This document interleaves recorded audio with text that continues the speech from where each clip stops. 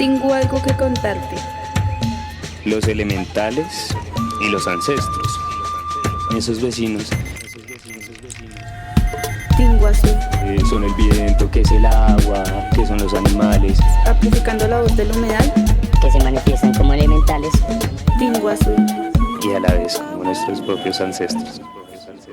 La Tingua Viva, amplificando la voz del humedal. Tinguazú. Soy un cuerpo infinito, principio de vida. No tengo el mismo valor en el campo que en la ciudad. Estoy lleno de accidentes geográficos. Estoy sobre y bajo tierra. Soy río y humedal, meandro y chucua, laguna, charco y parque. Soy lago y hogar, rigor y verdor. Soy una puerta a otra dimensión ancestral, intentando el equilibrio con el ruido moderno de la ciudad y sus lógicas. Soy la viva representación de la historia en el presente. Naturalizo lo humano en contra de la destrucción de la naturaleza. Soy una consecuencia geopolítica, la expulsión por la violencia, la periferia de la ciudad densa y la urbanización sin límites que agota mi existencia. Y a la vez, soy la resistencia de la suma de especies que me defienden. Son contradicciones que me atraviesan.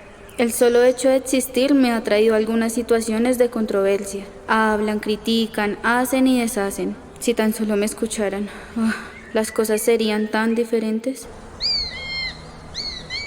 Digamos, sí, para recoger las basuras que se estuvieron recogiendo hace poco, que fueron muy importantes, casi 500 toneladas hasta más de residuos sólidos, pues está también como el hecho de que qué fue lo que tocó hacer para que eso se recogiera. Entonces, pues la burocracia y demás situación institucional hace que el proceso se demoró 3 meses cuando se hubiera podido hacer en una semana. Pues es el tema del manejo del río Tunjuelo, ¿no? Que es una problemática que nos llega desde otras localidades y que es muchísimo más amplia y más compleja de entender, pero es una problemática muy grande porque asimismo, digamos que como un actor local no se puede solucionar. O sea, yo acá intentando intervenir el río en este punto específico no voy a lograr mucho si no se articula con Tunjuelo, si no se articula de ahí para arriba. Entonces es una problemática que siento que tiene muchísima importancia porque requiere de un trabajo muchísimo más mancomunado entre organizaciones y no se puede quedar en lo local. Nomás con la misma declaratoria del humedal, que pues ya con la firma del POT, al instante que Claudia firmó el POT, pues ya también queda declarado el humedal, ¿cierto? Y entonces, pues gracias al humedal han venido haciendo esa campaña de que el POT sí reverdece, que es un buen POT, que, bueno, varias cosas. Y pues sí se ha instrumentalizado el espacio y pues claro que genera controversia porque pues ven la situación las personas y dicen, ay, el humedal ya está declarado. Pero entonces detrás de eso también vienen muchas cosas, ¿no? Porque pues nos dicen que el reverdecer del sur y declaran un humedal, pero arriba están con el reverdecer de Tunjuelo y es donde quieren construir no sé qué hijo de mil de vivienda y pues, sin tener en cuenta el impacto que va a tener y sobre todo sobre el río. Ya sean buenos o malos, van a haber intereses detrás de este espacio y pues bueno, nos repercute a todos, es la vida de todos, ¿no? Es la estructura ecológica principal y vital del sur y de gran parte pues, de la ciudad. Entonces esa controversia da para mucho que hablar. Bueno, hay varias actividades económicas allí, ¿no? Ilegales. Nos dimos cuenta que para que sea humedal debe haber una entrada y una salida de agua y que debe tener una vegetación propia de humedal. A diferencia, esta vegetación ha sido muy alterada. La mayoría de cobertura vegetal es pasto quicuyo del África, también hay eucalipto de Australia y acacia de la India, o sea, un montón de vegetación que no es propia. Existe la problemática del desconocimiento del espacio. Mucha gente no sabe que eso es un humedal, no sabe el rol ecosistémico que está generando en el espacio en el que ellos también viven. Desconocen que ahí viven especies silvestres importantes, unas de ellas migratorias incluso. Bueno, pues hay gente que como tal piensa que no es un humedal, sino también lo viera como un espacio para el arrojo de basuras, eso ahí no hay nada. Dicen y salen publicaciones de que el nuevo humedal, en realidad no es nuevo porque el humedal ya viene, el ecosistema viene y nunca se ha ido, ¿no? Entonces será nuevo para ellos, pero entonces de los recursos o de lo que hay que hacer no se ve, ¿sí? No pasa nada. El tema de cómo manejar la habitabilidad de calle o la habitabilidad dentro de la zona creo que es una cosa bien compleja. Más allá de porque ellos tengan derecho o no a estar dentro de la zona, es por la forma como se relacionan con el espacio. En los colegios coloquen una cátedra obligatoria sobre territorio, sobre ecosistemas estratégicos y sobre protección y defensa de los mismos. Debe ser obligatoria. ¿Y cómo se ejerce eso? Papito, ¿dónde está su documento PRAE? Ya basta con esa carreta de que es que aquí en el colegio reciclamos. Pura mierda. Los colegios no reciclan. Pura mierda. A duras penas la señora del aseo medio saca alguito. Medio saca alguito. A duras penas. Porque si eso fuera cierto, el relleno sanitario de Doña Juana no estaría recibiendo más de 10.000 toneladas diarias de basura. Pues es la reducción de los humedales en la ciudad, la poca protección, la mala administración, la intervención industrial también, la intervención urbanística que hay dentro de los humedales, la falta también de comprensión de los ecosistemas. También incluso en el reino animal está el copetón siendo azotado por la mirla, que encuentra un nido de ellos y de una va a picotearle sus huevecillos para monopolizarse el alimento que hay acá, pues con toda esta diversidad de frutos de árboles. Y otro pajarito por ahí, no me acuerdo cómo es, que quita los huevos del copetón y pone los de él y nace el polluelo del otro. Pues el primero es el de 2020, los incendios. ¿Y por qué lo traigo a colación? Porque esta semana el día preciso de los humedales, el 2 de febrero, pues hubo un incendio. Y afortunadamente mucha gente anda pendiente ahorita, hubo como una reacción rápida y bueno, ahorita fue poco, más o menos como 1 hectárea, pero en ese entonces fue muchísimo terreno el que se incendió, entonces ese recuerdo pues está como ahí, como que revivió ahorita con esa incendiada de ahorita. Que yo diga, me duele que los colegios no sean serios con la cátedra ambiental. Tenemos aquí rodeado el Santa Luisa, tenemos el gimnasio Imperial no, el gimnasio que es que se llama ese, bueno, muchísimos colegios aquí alrededor, el Jacqueline, el Santa Rocío, el Nuevo Chile, y entonces, bueno, los dejan morir de sed, por no llevar, por decirle, oiga niño, va yo a traer una botellita de agua y se la colocamos como un tetero ahí, pero tienen un hermoso proyecto ambiental escolar, pero no lo están llevando a cabo y se están beneficiando de las zonas aledañas al ecosistema del río Tunjuelo. Y sigue este mismo proceso, digamos, de que si se quiere hacer algo en pro del humedal, tienen que hacerse mesas, reuniones, actas y demás, y pues estamos en el mismo punto, como la industrialización y el tecnicismo humano nos llevan a darnos cuenta de que nosotros vemos el ambiente como algo que podemos controlar, manejar.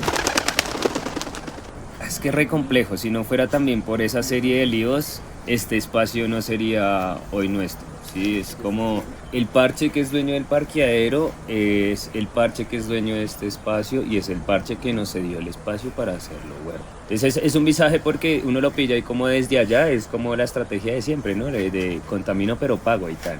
Claro, pero sí, pero si no fuera por eso, nosotros no estaríamos hoy. Todo ese lío de la concentración, el uso de la tierra en todo el país, y pues no sé si atreverme a decir que en todo lado siempre es un problema de kilo, porque entran muchas cosas a disputarse ese territorio que en últimas es estratégico. Me duele mucho ver cómo se contamina, cómo llegan estos grandes emporios al centro comercial El Paseo y hace y deshace, y estas instituciones públicas creen que eso es un charco y ya. Sí, que no hay vida ahí, no sé qué piensan, ¿no? Son como máquinas, humanoides, mecánicos que no tienen ese sentido común por la vida. El primero es una vez que hablamos con un señor que tenía más o menos 80 años y llegó una vez a nuestro espacio y él nos contaba cómo fue la urbanización y el secado del lado del humedal del lado de Villa del Río. Y eso era bien interesante porque él hablaba como de toda la dinámica de conflicto de la gente que llegaba a pescar, de las vacas. Entonces se ven la necesidad del rebusque, ¿no? Y una de esas prácticas es la recolección, una práctica ancestral muisca precisamente, que era recolectar semillas, así como la agricultura también, ¿no? Entonces recolectan calabazas básicamente por toda la ronda del río junto con guatila y un pepino como el de pepino para guiso para rellenar, pero es más pequeñito, es otro tipo de pepino. pero de repente uno ve que al frente del humedal está lleno de escombros, se han encontrado hasta cuerpos de humanos y uno dice, bueno, ¿y ahí dónde está la policía? Si nosotros estamos sembrando y nos molestan, ¿por qué no a estas personas que sí necesitan, por ejemplo, un comparendo ambiental, por botar acá las lonas llenas de escombro, o porque, como así que aparecieron unos cuerpos, de quiénes, por qué? Sí. Cuando es reconocido por la institución o el gobierno, el Estado, a eso me refiero con la declaratoria del humedal. Antes no era reconocido, ahora sí es reconocido, aparece con este POT de Claudia, quedaron el humedal Tingua Azul y el humedal El Escritorio en Fontibón. Entonces ahora Bogotá cuenta con 17 reservas de humedal distrital, que es sacar pecho y decir que se declaró algo, pero no hacen nada por conservarlo realmente, ¿sí? Pues digamos los humedales, nosotros decimos humedal Tingua Azul, el río Tunjuelo nace en Sumapaz, bueno, todo lo que pueda contaminarse solo en la ciudad de Bogotá, el río Bogotá llega hasta Girardot hasta que se une con el río Magdalena y pues el río Magdalena hasta que desemboca en el mar y pues es ese mismo ciclo. Pero el no saber en dónde comienza y termina realmente la zona del humedal dentro de las localidades no ha permitido como su correcto manejo y la correcta legalización de esto. Entonces, genera esos problemas burocráticos que en realidad son pendejadas de papel. Él fue parte de las personas que llenó toda esa zona de acacias y él veía el valor en la acacia por el valor económico que tiene la madera de acacia. Entonces él decía, esto es un bosque que vale, que es importante, y lo valoraba era por su valor monetario, y esa fue la razón que llevó a que sembraran las acacias allá. Jardín Botánico, como siempre, sembrando en línea recta, así lineal, y Secretaría de Ambiente empezó a sembrar, no sé, bueno, unos parchecitos así, unas comunidades de árboles. Pusieron casitas para las aves, hicieron casitas para los cuyes, pero bueno, finalmente resultaron fue casitas para los perros, porque una de las problemáticas grandes es la sobrepoblación de perros que habitan la zona y pues que se la pasan cazando las aves nativas. Entonces estos espacios no pueden quedar como tan abiertos tampoco, porque ni la gente ni los perros cuidan estos espacios, estos ecosistemas. Las movilizaciones del 2019 al 2020, donde uno de los compañeros de la movilización murió al frente de todo el humedal, de nuestra entrada del humedal, caso que aún es impune, caso que todavía no se resuelve, y que pasó acá en la entrada. El Chamones, esa es otra riña, otra complicación aquí de convivencia grave, que me gustaría intervenir, pero a veces no sé qué tan bueno sea. La vida gira alrededor del agua y se le debería tener más, no sé, al menos más cuidado y protección de estos espacios, que en vez de eso pasa todo lo contrario, una depredación. Que van por lo que decía Andy también hace un ratico, que es pues esta huevonada del desarrollo que pues siempre va es a generar lucas y el resto pues para el chingo. Toda esa diferencia de expectativas e intereses sobre el territorio hace que se generen esas controversias en las que nosotros resultamos metidos también, porque tenemos nuestros propios intereses.